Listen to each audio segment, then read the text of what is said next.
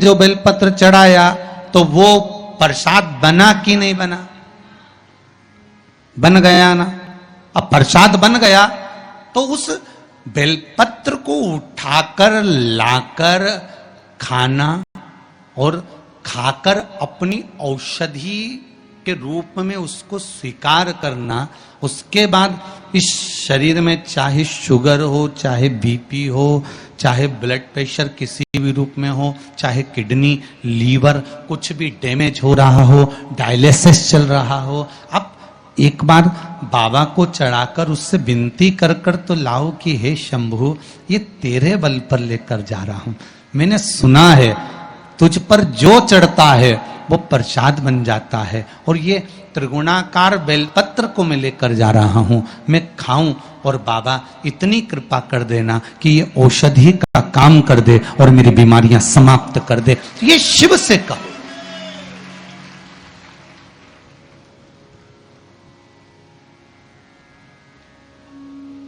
क्यों निर्माल्य बनकर फेंका जाए बेलपत्र को?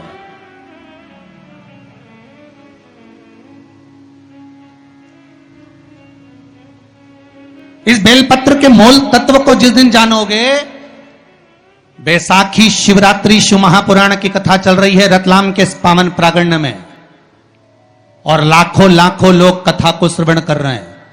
कल जितने लोग आए थे उससे 2 गुना लोग आए हैं, टेंट एक्स्ट्रा लगाया है। बता रहे थे कल 9 बीघा में टेंट लगा था, आज 18 बीघा में टेंट लगाया है तो भी जगह नहीं है बैठने के लिए, लोग खड़े होकर कथा सुन रहे हैं।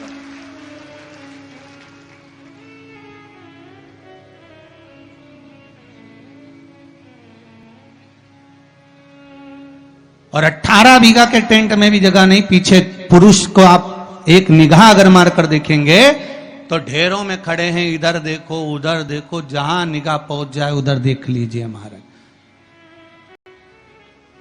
लाखों लाखों लोग इस कथा को सुन रहे हैं। एक नियम बना लो बैसाख महीने से कि शंकर भगवान पर जो बेलपत्र चढ़ी है वो औषधि का काम करती है। शिव पर चढ़ी हुई बेलपत्र मंदिर में क्यों छोड़ें? क्यों नदी में हम इसको विसर्जन करें? क्यों नदी में छोड़ें हम इसको?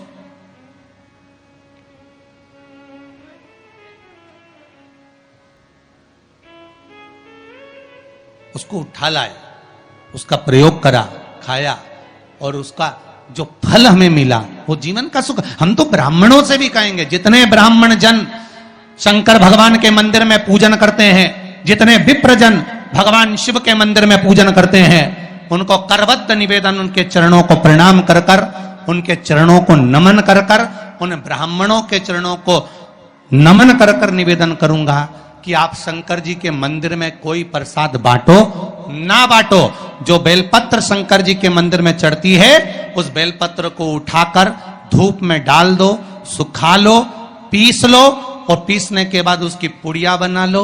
उस पुड़िया को प्रसाद के रूप में देना चालू कर दो कि ये खाना चालू करो। किडनी, लीवर, शुगर, बीपी सब धीरे धीरे धीरे धीरे समाप्त होने लगेगा। तुम करो तो वो बेलपत्र ना तो किसी नदी में विसर्जन करने की जरूरत है और ना कहीं फेंकने की जरूरत है।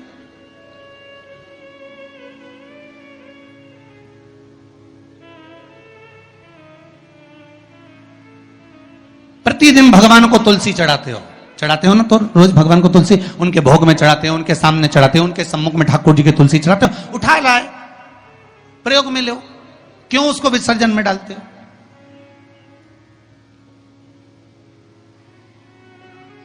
जो विसर्जन के लायक है उसका विसर्जन करो, और विसर्जन भी कहां करो? क्षिप्रा, गंगा, नर्मदा, सरयू या आपके क्षेत्र की कोई पवित्र नदी है, उस नदी में ले जाकर कोई निर्माल्य वस्तुएं मत पटको। आज वैसे ही इस पृथ्वी पर जल स्तर गिरते जा रहा है, उस पवित्र जल को हमें संजोना है। जो निर्माल्य की वस्तु मिले एकांत में किसी खेत में उसको एक खड्डे में डालकर इकट्ठा करो। जब उसकी खाद बन जाए तो जिस खेत में उसको डालोगे भगवान के प्रसाद को, वो खेत भी उज्जवल आनंद सुख प्रदान करेगा और कुछ ना कुछ अच्छा देना प्रारंभ करेगा। क्यों किसी पवित्र नदी को हम नष्ट कर रहे हैं? क्यों गंगा को हम कचरा डालकर नष्ट करें? क्यों यमुना को, सरयू को, छिपरा को हम नष्ट करें? हम उसको शुद्ध बनाने का प्रयास करें, हम उसको निर्मल बनाने का प्रयास करें। अपने गांव में, नगर में जो तालाब, जो बावड़ी, जो कुएं हैं, उनको हम निर्मल बनाने का प्रयास करें, शुद्ध बनाइए।